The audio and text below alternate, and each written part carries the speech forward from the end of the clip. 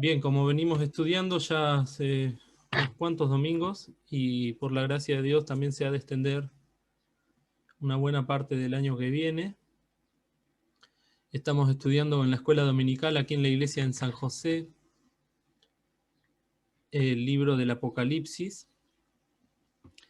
y hasta ahora tuvimos la oportunidad de estudiar los primeros 3 capítulos por completo, capítulo 1, capítulo 2 y capítulo 3. Y en esta mañana vamos a atender a esta última palabra, estas últimas palabras del texto base de Apocalipsis 1.3 que hemos tomado como referencia para todas las lecciones. El texto dice: bienaventurado el que lee y los que oyen las palabras de esta profecía y guardan las cosas en ella escritas, porque el tiempo está cerca. La lección de hoy y la del domingo que viene se ha de tratar de las señales de los tiempos. Son lecciones muy importantes que por la gracia de Dios muchos de nosotros conocemos y hemos escuchado desde chicos. Nuestros mayores nos las han repetido y han enfatizado mucho en estas señales de los tiempos, pero siempre hay hermanos nuevos o almas nuevas que no conocen estas cosas y nunca está de más repetirlas, nunca está de más enfatizar en ellas. Son muy importantes porque fue un mandato del Señor Jesús. Así como el Señor mandó a predicar el Evangelio a toda criatura, también nos mandó a nosotros como iglesia a prestar atención a las señales de los tiempos. En estas 2 lecciones, que las vamos a dividir en el día de hoy y el domingo que viene, vamos a hablar de las señales de Dios para la iglesia, para el pueblo de Israel y para el mundo. El texto base para el día de hoy está en Mateo capítulo 16, los primeros 4 versículos,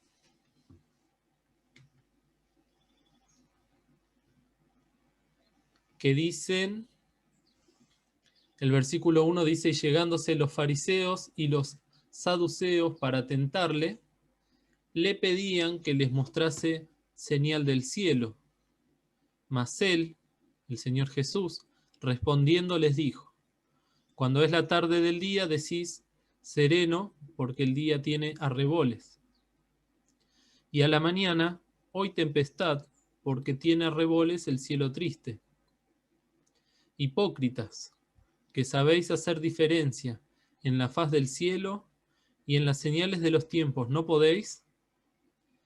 La generación mala y adulterina demanda señal, mas señal no le será dada, sino la señal de Jonás profeta. Y dejándolos, se fue. Vamos a basar el estudio en lo que en la semana estuvimos viendo o recibiendo las lecturas diarias por parte de la hermana Noemí, basadas en una conferencia que dio el misionero y pastor Armando Di Pardo en España, ya hace casi 40 años, en 1981, que se llamó justamente Las señales de los tiempos, y pertenece a una serie de conferencias, como 12 o 13 conferencias que le llevó algunos meses darlas, que tienen que ver con todo el tema de la escatología. La escatología es el estudio de las cosas futuras o venideras. Y el hermano en aquella época tomó ese tema en aquellas iglesias que visitaba como misionero en España y en la escuela bíblica. Y el título general de los seminarios y de las conferencias fue Vendré otra vez. Dentro de esas conferencias hay una que se llama Las señales de los tiempos. Y el hermano dice que la palabra señales, que aparece en el texto que hemos leído en Mateo 16, significa algo que llama poderosamente la atención, y no es una cosa común, sino que enfatiza hechos y eventos extraordinarios, ya sea en la naturaleza o en la historia. Y nosotros ahora en el siglo XXI estamos acostumbrados a todo tipo de señales. Están las señales de tránsito, están las señales, por ejemplo, acá de los autos, que los autos más modernos vienen con todo un tablero donde se encienden diferentes luces de acuerdo a las cosas que le está pasando al auto o las cosas que le faltan. Por ejemplo, si no te abrochaste el cinturón, empieza a sonar una chicharra que cada vez se hace más intensa, y hasta que no te abrochas el cinturón de seguridad no deja de sonar esa chicharra. Si te olvidaste el freno de mano puesto, si le falta aceite al auto, si le falta batería, y así muchas cosas. A la izquierda tenemos una chicharra con una sirena luminosa que está en las fábricas, y generalmente cuando hay un peligro, cuando hay un incendio, cuando hay una fuga de gases o algo por el estilo, empieza a sonar esa sirena y esa señal luminosa empieza a verse y es visible para todos. Son cosas que estamos acostumbrados a verlas, muchas veces las tenemos acostumbradas, valga la redundancia, e incorporadas, pero no dejan de ser señales. El semáforo, por ejemplo, es una señal luminosa que está hecha para resguardar la vida de los peatones y la vida de los automovilistas. Si no hubiese semáforos, sería más difícil transitar. Y si no se respeta los semáforos, se corre el riesgo de muerte. Y también hay señales que son señales, yo pensaba, no lo puse, pero pensaba en los síntomas de cuando quizás nos estamos resfriando y empezamos a manifestar en nuestro cuerpo y nos damos cuenta, el cuerpo nos avisa de que estamos por enfermarnos, empieza a dolernos la cabeza, nos sentimos cansados, empezamos a tener irritación en los ojos. Son síntomas, son señales que están hechas para avisarnos de que el cuerpo está enfermo. El pastor Di Pardo en una de las conferencias decía: mi cuerpo se va atrofiando lentamente, pero mi mente no se da cuenta de eso y no siento nada, porque tenía una enfermedad que justamente había una incomunicación entre el cuerpo y el cerebro, entre el cuerpo y la mente. Eso lo vimos cuando el Señor decía que el cuerpo de la iglesia estaba enfermo, y él, como la cabeza, mandaba la señal al cuerpo avisando: la iglesia está enferma, tiene que sanarse y tiene que curarse. Y el Señor Jesús, como sabemos, en su misericordia nos trajo todas enseñanzas que para nosotros puedan ser fáciles de entender, sencillas, y aún para aquellos que no creían en Él y que le despreciaban, como los fariseos y los saduceos, lecciones que cerraban la boca de estos hombres inicuos. Por eso Él, cuando ellos le pidieron señal del cielo, les tiene que hablar de la naturaleza. Nosotros sabemos también, y el hermano menciona, distintos dichos populares que hay con respecto al clima. Mi mamá siempre dice: viento del este que trae la peste. Y así hay muchos dichos, ¿no? Viento del norte caluroso trae lluvia segura. Y otros dichos que se hicieron populares y que se conocen. Y en el tiempo del Señor Jesús, en Israel también, la gente estaba acostumbrada a discernir, a entender las señales en la naturaleza. Recordemos que era un pueblo ganadero y agricultor, y era fundamental conocer cómo iban a ser los cambios climáticos, y ellos esperaban la lluvia tardía, la lluvia temprana, y los distintos eventos de la naturaleza para beneficiarse de ellos.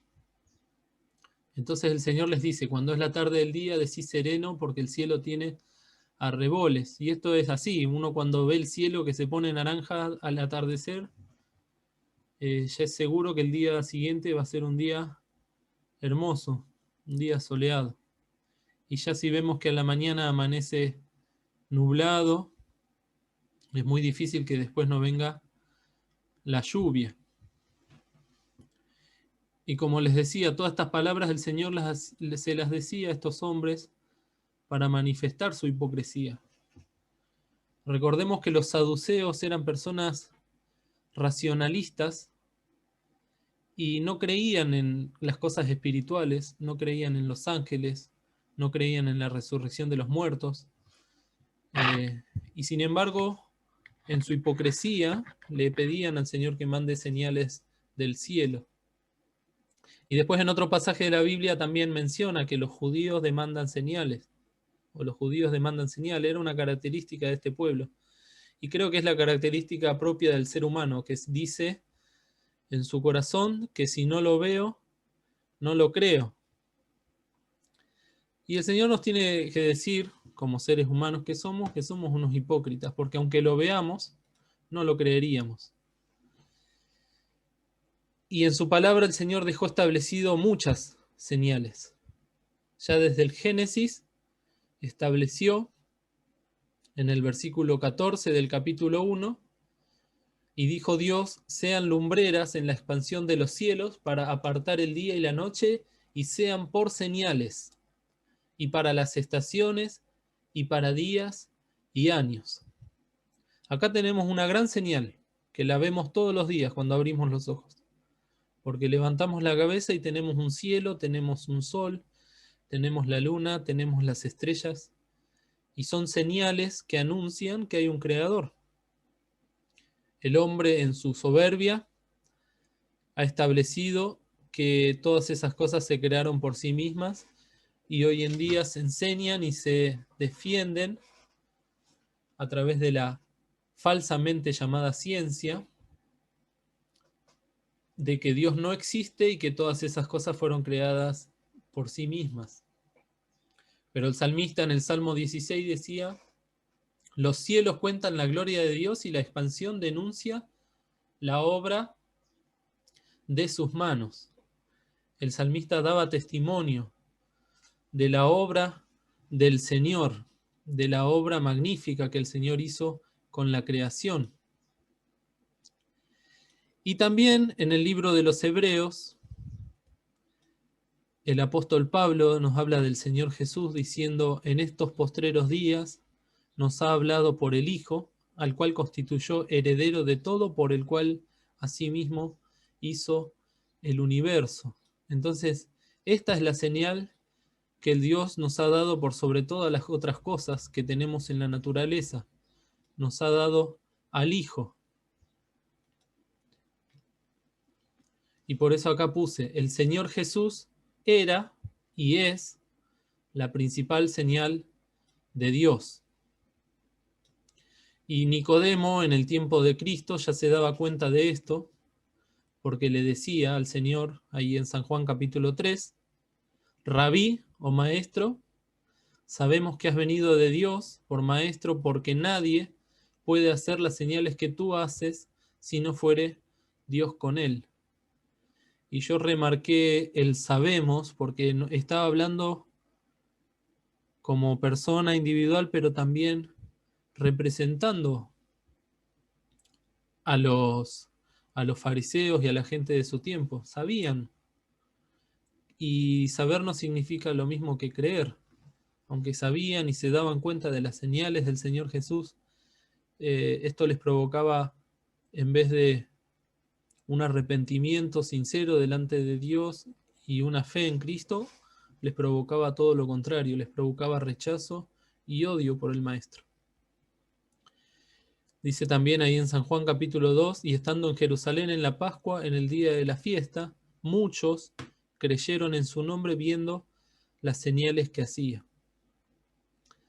En el libro de los Hechos, el apóstol se para en pie y habla del Señor Jesús, diciendo que el Dios lo capacitó con muchas señales y portentos, para que así la gente pueda ver y entender y creer que no era un hombre ordinario, sino que era el Hijo de Dios humanado. Incluso las señales de la naturaleza, como fue la estrella del oriente, indicaron de una manera portentosa el lugar y el tiempo del nacimiento del Mesías, y los magos de Oriente creyeron en estas señales. Esto quiere decir que las señales no faltaron nunca. Desde el principio de la creación hasta nuestros tiempos las señales están. El problema es que no todos creen a esas señales. En el caso del pueblo de Israel, vio las señales, pero vez tras vez las rechazó. Podríamos hablar de la nube en el desierto, la columna de fuego que los guió durante 40 años y 40 noches. 40 años y también podemos hablar del maná como una señal que bajó del cielo, o las aguas que salieron de la peña, y tantas otras cosas que el Señor les permitió en su misericordia ver, y sin embargo ellos se inclinaron a otros dioses y dejaron de creer en Jehová. Al punto tal que cuando llegó Cristo, que es la señal de las señales, dice Pedro en Hechos capítulo 2, vosotros crucificasteis. Sepa ciertísimamente toda la casa de Israel, ninguno quedaba exento, que a este Jesús que vosotros crucificasteis, Dios ha hecho Señor y Cristo. Y entonces vemos que ellos, aunque vieron al Mesías, no creyeron y no conocieron a él.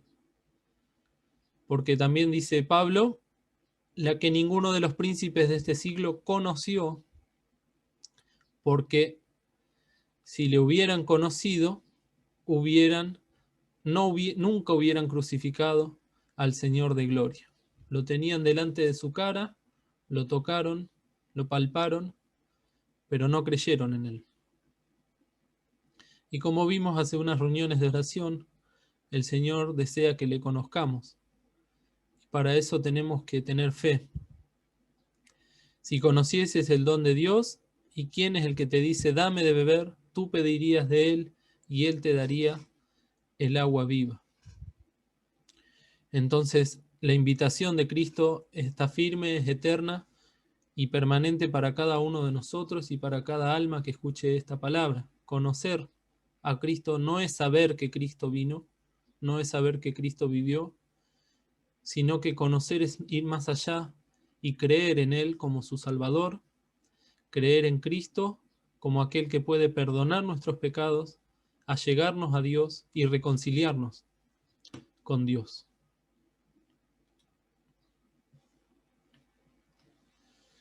El don de Dios, que es el Señor Jesús, como dijimos, se manifestó siempre, desde la creación, desde el inicio, desde el origen.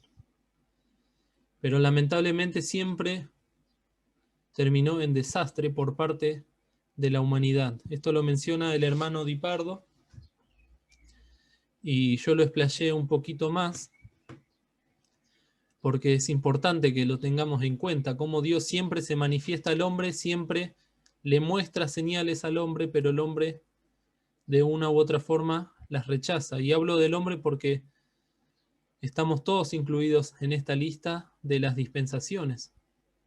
No podemos echarle la culpa a Adán o echarle la culpa a la gente que vivió en la época de la Torre de Babel o en la época del Éxodo, sino que somos todos iguales.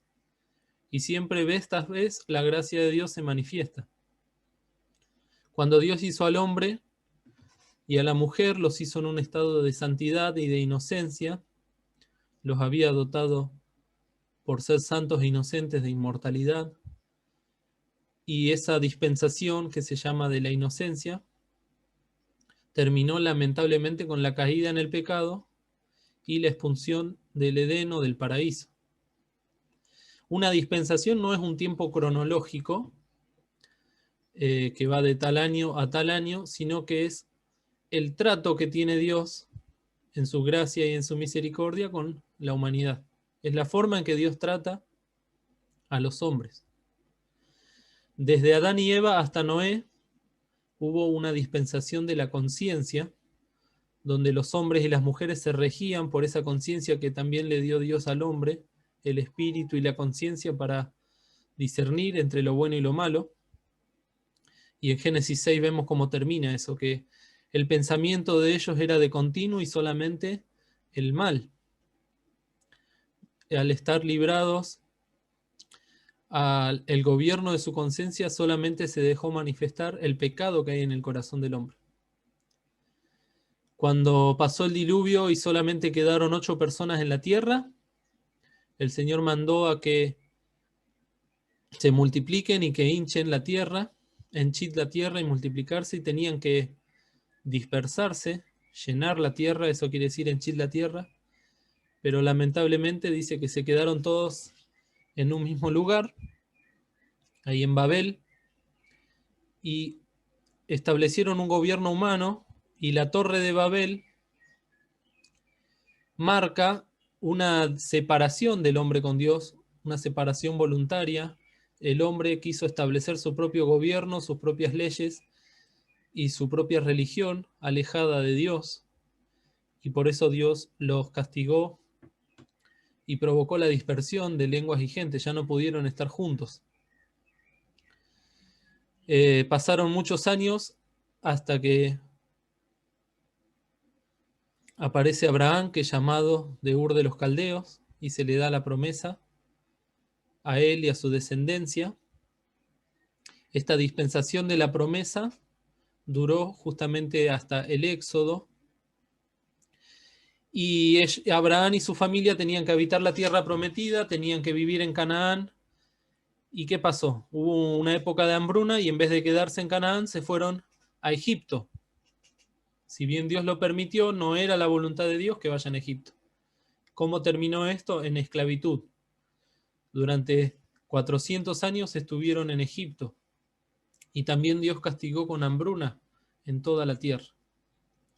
Luego aparece el siervo de Dios Moisés, el amigo de Dios.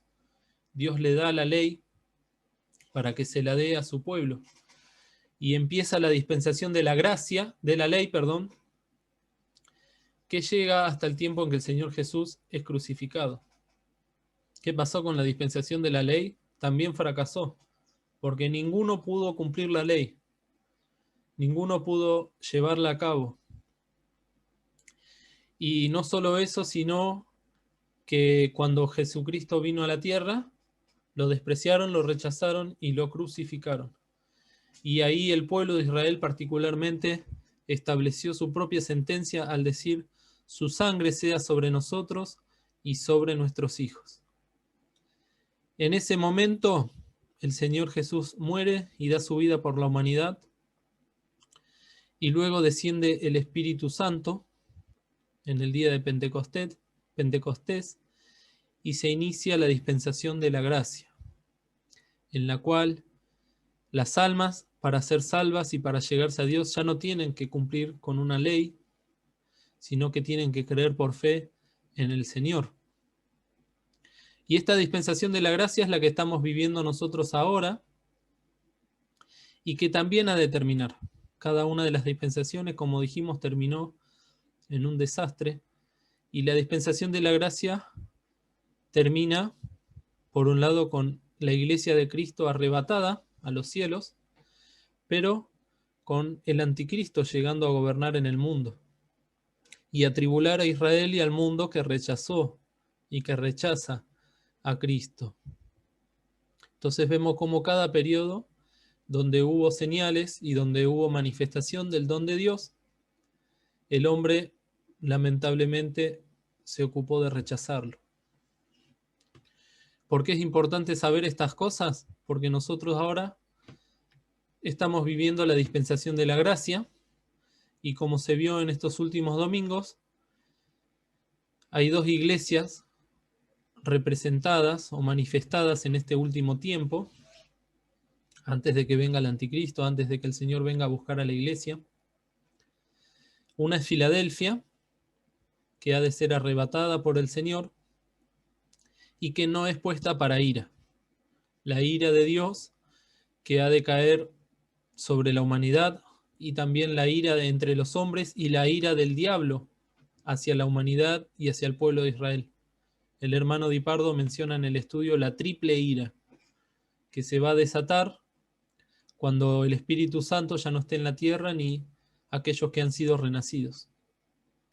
El estudio que correspondía y en el cual me basé enfatiza mucho en esta parte de la tribulación y del arrebatamiento y del trato de Dios con Israel, pero ya hemos de tener oportunidad de estudiar justamente el arrebatamiento y hemos de estudiar también la tribulación. Lo importante ahora es saber que estamos viviendo la dispensación de la gracia y que tenemos que velar y ver y darnos cuenta en qué iglesia estamos. Si en Filadelfia, que es la iglesia que se salva, la iglesia fiel, o en la Odisea, que piensa que salva y que piensa que tiene a Cristo dentro, pero Cristo está fuera, y lo han dejado bien claro los hermanos que trataron este tema. La iglesia de la Odisea no se salva y va camino a la tribulación. Entonces, si nosotros somos cristianos evangélicos y hemos creído en el Señor, y si sabemos que somos salvos, el Señor Jesús nos dejó todas estas señales de los tiempos para que como su esposa estemos atentos a su venida.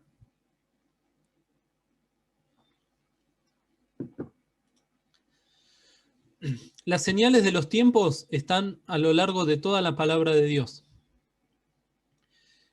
Podríamos hacer un estudio completo que nos llevaría un año o más a hablar de todas las señales de los tiempos.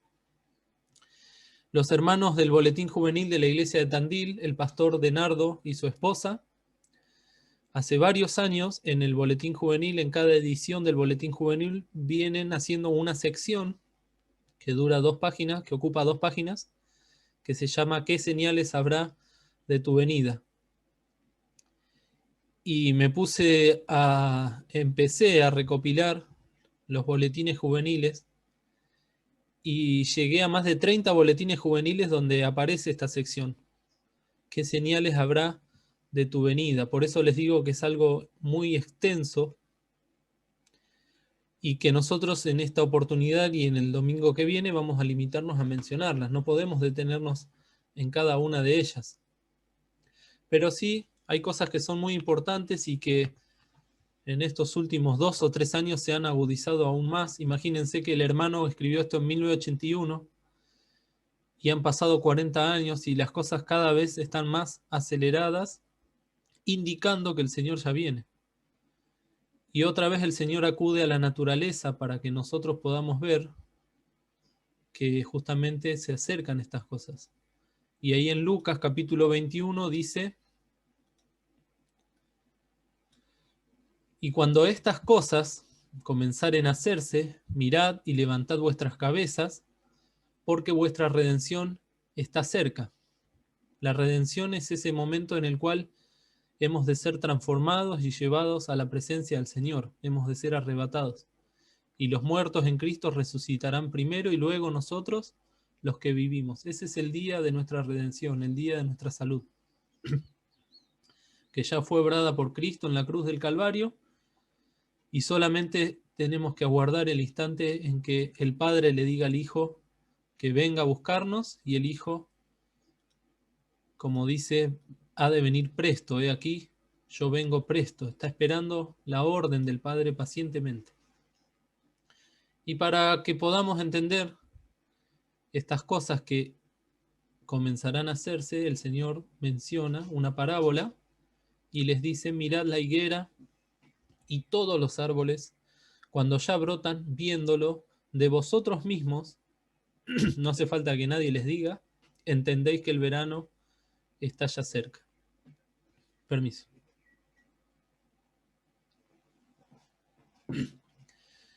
Y la higuera en la Biblia, y particularmente en el Nuevo Testamento, representa al pueblo de Israel. El Señor también habló de una parábola de una higuera. En realidad fue una historia que pasó de una higuera que no dio frutos cuando el Señor fue a buscar fruto, y el Señor la maldijo y secóse de un día para el otro. Era un árbol que tenía muchas hojas, mucho follaje, pero nada de fruto. Y representa al pueblo de Israel, que se encargó durante todos los años de crear una religión muy sofisticada, muy perfecta a los ojos de los hombres y a los ojos de ellos mismos, pero que como la Odisea también estaba el Señor lejos de ella. Porque dice el Señor, este pueblo de labios me honra, mas su corazón lejos está de mí. En cambio, la iglesia de Cristo está representada por la vid y los pámpanos en la palabra de Dios. Eso lo pueden leer en San Juan capítulo 15. En la primera lección del libro de Apocalipsis, en la introducción mencionamos que todo el libro de Apocalipsis trata primeramente con la iglesia, y esto lo venimos viendo desde la primera lección, y luego sigue con el trato a Israel y al mundo. Esto ha de ser después del rapto y se lee en Apocalipsis capítulo 4 en adelante. La iglesia ya no va a estar en el mundo, va a estar en el cielo. Y Israel como nación y el mundo que rechazó al Mesías han de tener que sufrir la tribulación. Nosotros hemos de ver esto oportunamente, pero antes de ver las cosas que han de ser después de estas, debemos ver las señales de los tiempos, las cosas que son y que nos indican que estas cosas han de suceder presto. Y una de las primeras señales que vamos a ver hoy, ya les digo, no vamos a ver todas, es las señales que nos hablan de Israel. Son señales negativas, son cosas muy tristes que tenemos que ver, pero que nos indican que el Señor ya viene. Y el Señor, cuando hablaba de estas señales de los tiempos, decía, y todas estas cosas, principio de dolores, porque todo lo que estamos viendo en el mundo ahora no se asemeja ni se compara con lo que ha de padecer el mundo cuando el Espíritu Santo no esté en él. En esto yerran y mienten los testigos de Jehová, diciendo que ya estamos viviendo la tribulación y que estamos padeciendo todas las guerras y todas las persecuciones y toda el hambre y todas las pestilencias, diciendo que ya estamos en la tribulación, y con eso engañan a las almas. La palabra de Dios dice que todas estas cosas son principios de dolores, y todo lo que estamos viviendo ahora es solamente la puntita del iceberg de lo que ha de venir en estos 7 años que han de pasar cuando el anticristo reine. Y hay que mirar a la higuera y ver qué pasa con el pueblo de Israel, porque desde que Israel sufrió el asedio y la destrucción de Jerusalén en el año 70 después de Cristo por el general Tito romano, empezó una diáspora, una división del pueblo, un esparcimiento por todo el mundo, y fueron esparcidos, como decimos, por todas las regiones del mundo. Luego, con la llegada de los europeos a América, vinieron para este lado, también para este continente, y recién hasta el año 1918, cuando termina la Primera Guerra Mundial,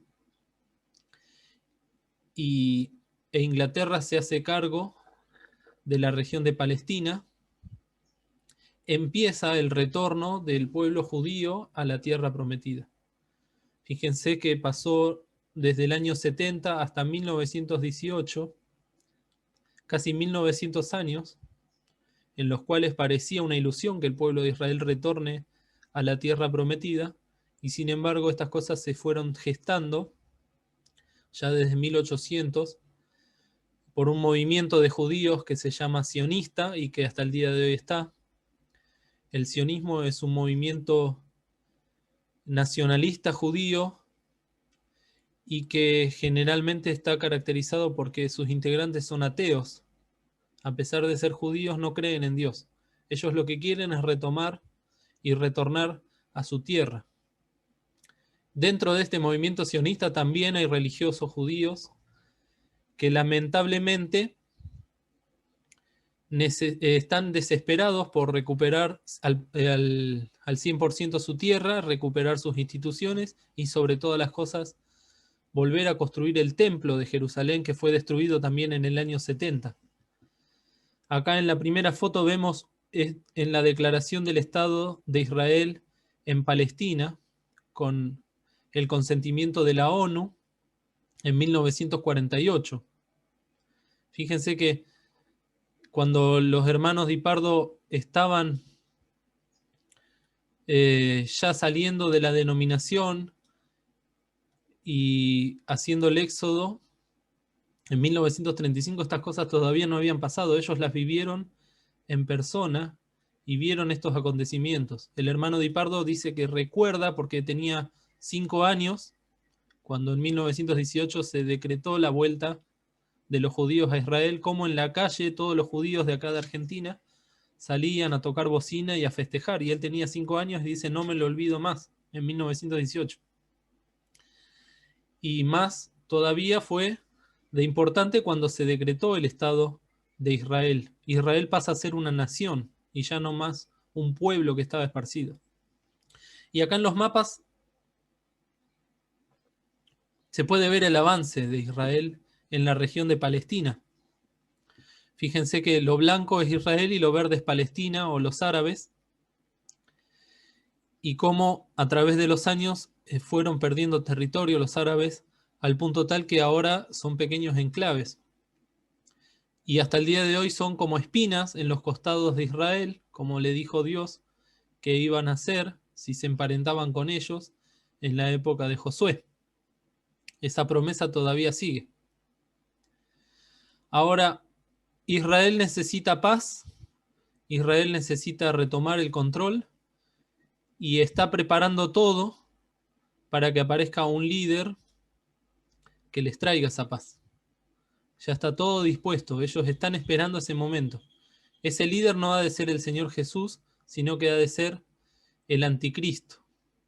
Ahí dejé varias citas para que después las puedan buscar y estudiar.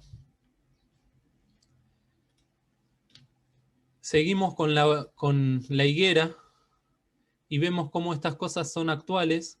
Ya no estamos en 1948, sino en estos últimos 3 años,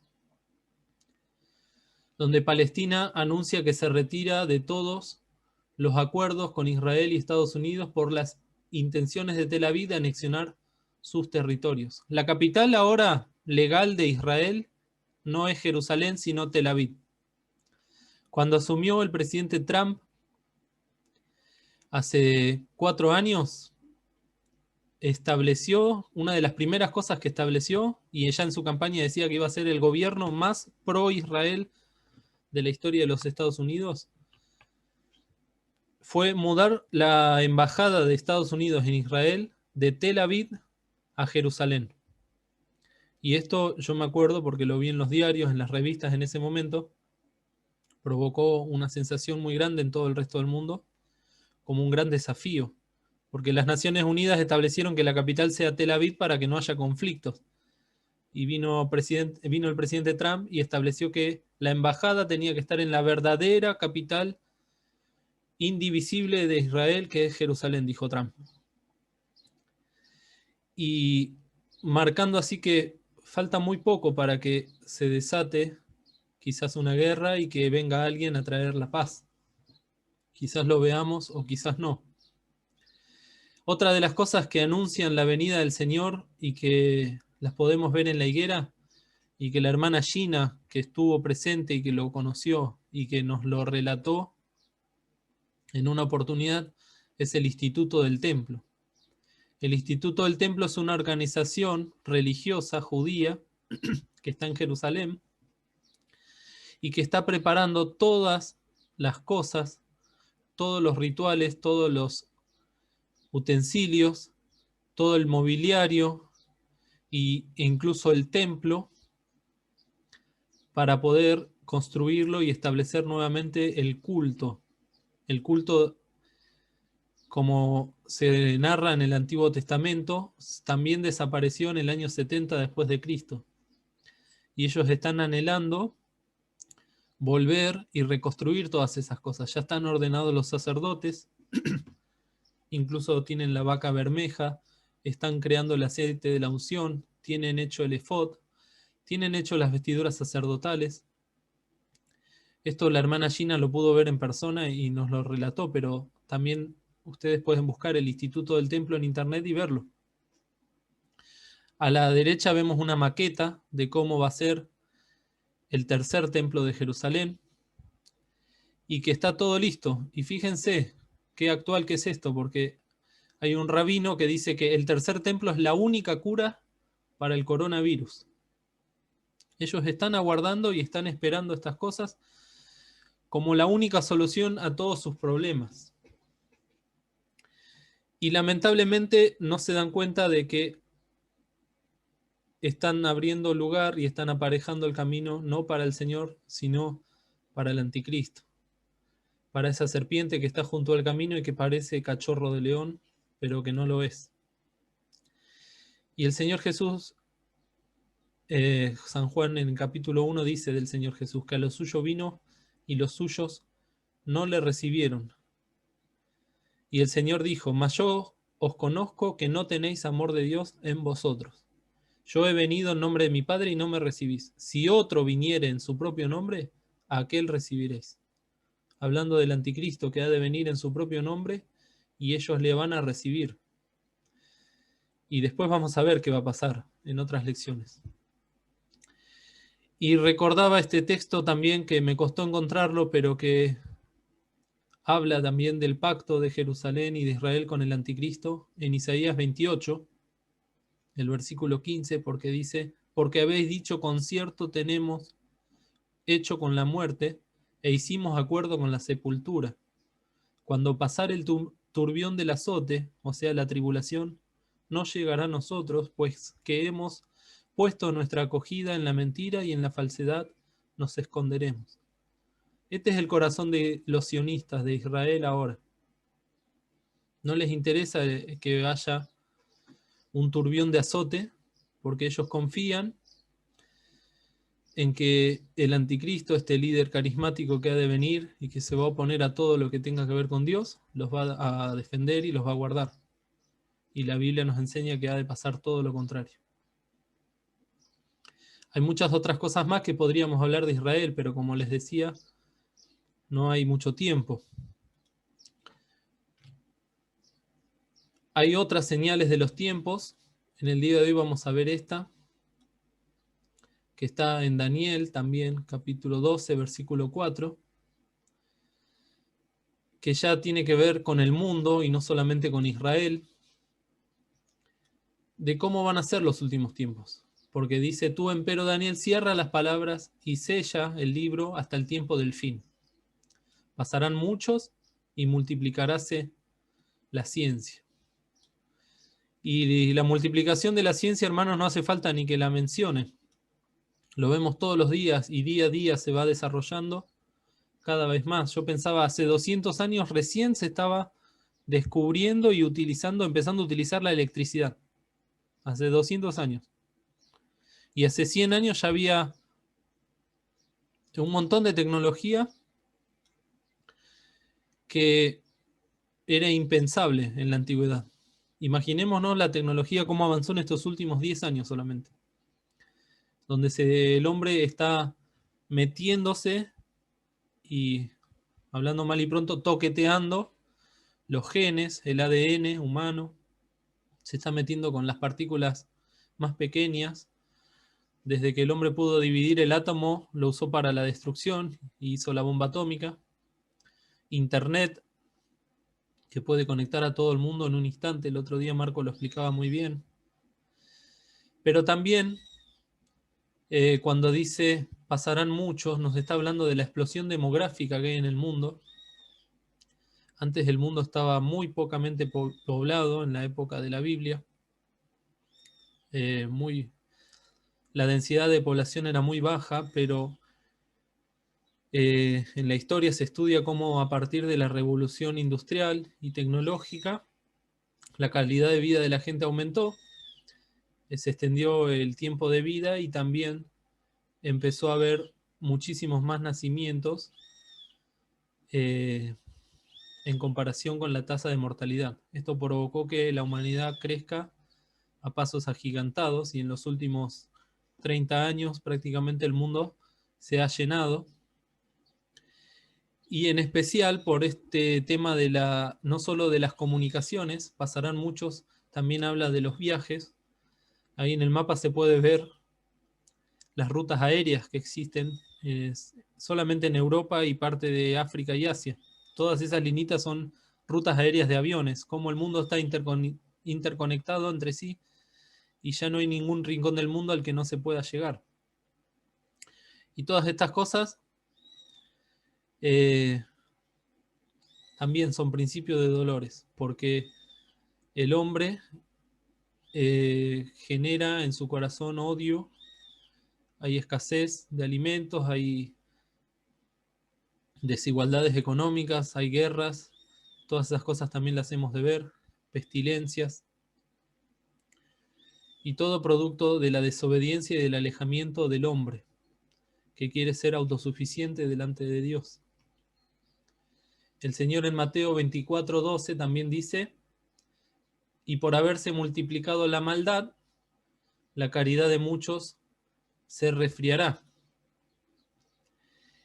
Y este texto es clave para entender también que estamos viviendo los últimos tiempos. La maldad multiplicada, y la palabra que usa aquí es anomia, que quiere decir sin ley. Y acá les dejé este gráfico, ¿no? Que dice, anomia se refiere al estado social de ausencia de reglas y normas, donde los individuos ignoran el control social que gobierna una sociedad dada. Esto es a nivel humano, donde cada uno hace lo que quiere, cada uno hace lo que mejor le parece. Vemos que la gente, hay documentales que, por ejemplo, en Estados Unidos la gente está armada hasta los dientes y ya no recurren a las fuerzas de seguridad para defenderse, sino que cada uno establece su propia ley. Hay estados donde la gente puede andar libremente armado por la calle como si nada, van a la playa con armas, van a las plazas, a los teatros, a los cines.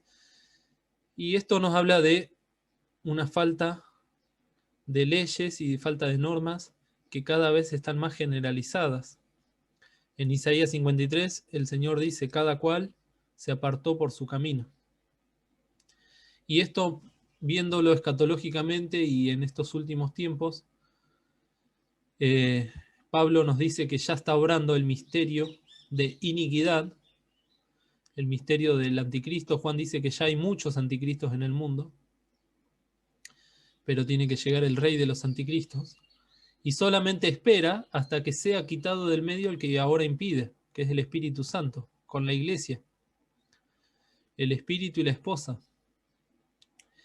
Y con Gina hemos visto hace poco, en el aniversario de Necochea, cuando ella leyó el Salmo 11, que dice, si fueren destruidos los fundamentos, ¿qué ha de hacer el justo? Y ella mencionaba que los fundamentos justamente son esas reglas morales y sociales que hasta hace poco regían a la sociedad, las reglas del respeto a la familia, a las instituciones. Son fundamentos aún humanos que están desapareciendo y están siendo destruidos. Nosotros sabemos por la palabra que el fundamento de Dios está firme, es inamovible. Cristo es la roca eterna de los siglos, no ha de ser movida. Y nosotros tenemos que aferrarnos a esa roca eterna de los siglos. Por eso dice, teniendo este sello, conoce el Señor a los que son suyos y apártese de iniquidad todo aquel que invoca el nombre de Cristo. Para finalizar en el día de hoy, queridos, algunas enseñanzas que nos dejan estas lecciones. Yo puse el título o la primera oración del himno que cantó el coro en el día de ayer. Aparejaos, Cristo ya viene. No es solamente un himno o una canción bonita, es una exhortación espiritual que tiene que hacernos sacudir el corazón y las entrañas y ver cómo estamos parados para la venida del Señor. Las cosas están pasando delante nuestro a pasos agigantados. Y como dice acá, ¿no? Si conocemos las señales de los tiempos porque las tenemos frente a nuestras narices, no seamos hipócritas nosotros también, como los fariseos y los saduceos. Si ignoramos las señales de los tiempos, si no le prestamos atención, si las menospreciamos, o simplemente las tenemos en poco, estamos siendo unos hipócritas. Nosotros como iglesia del Señor estoy hablando, como iglesia en San José. El Señor quiere que atendamos todas estas cosas. El resfriamiento o enfriamiento de la caridad puede pasarnos a todos, como le pasó a Éfeso, que era una iglesia fiel. Por eso atendamos cómo estamos en cuanto al amor de Dios, al ágape. Y el pueblo judío que estuvimos hablando recién es un pueblo rebelde y contradictor, pero aún así siempre será el pueblo escogido de Dios y su especial tesoro. Esto también lo hablé en alguna oportunidad en la reunión de oración, que el Señor me puso Romanos 11 para estudiar. Es un pueblo que causa mucha tristeza estudiarlo y analizarlo, pero que aún así nuestra misión no es criticarlo, sino que por el contrario, nosotros tenemos que llevarle el Evangelio, así como lo hicieron también los apóstoles, ir por todo el mundo y predicarle el Evangelio a toda criatura, empezando en Jerusalén y en Samaria y hasta el fin del mundo. Entonces, esta palabra, queridos, es la que yo quería compartirles. Vamos a ver el domingo que viene algunas señales más de los tiempos, pero si el Señor viene hoy, o si el Señor viene mañana y el domingo que viene no podemos seguir viendo estas cosas, tenemos que estar aparejados, tenemos que estar esperando que el Señor venga a buscarnos. Las cosas están pasando y no las podemos ignorar. No podemos decir que no falta poco tiempo, como algunos tienen por tardanza, como dice Pedro. El Señor no tarda su promesa como algunos tienen por tardanza. Si el Señor Jesús hasta ahora no vino es porque está esperando que se salve la última alma, que el último de las personas ha de escuchar el Evangelio y ha de creer. Y en el campamento de niños el pastor Mereles decía, y también se está esperando a que el último de las almas rechace el Evangelio, porque van a pasar esas dos cosas, porque el Evangelio se ha de predicar a toda criatura, esto es una realidad. Y el último que crea y el último que rechace va a marcar el fin de la dispensación de la gracia, y ahí hemos de nosotros, los que creímos, ser arrebatados con el Señor, y allí estaremos con el Señor para siempre. Que el Señor nos bendiga, nos prepare y nos ayude a estar aparejados para lo que viene. Ahora vamos a finalizar la escuela dominical con una palabra de oración.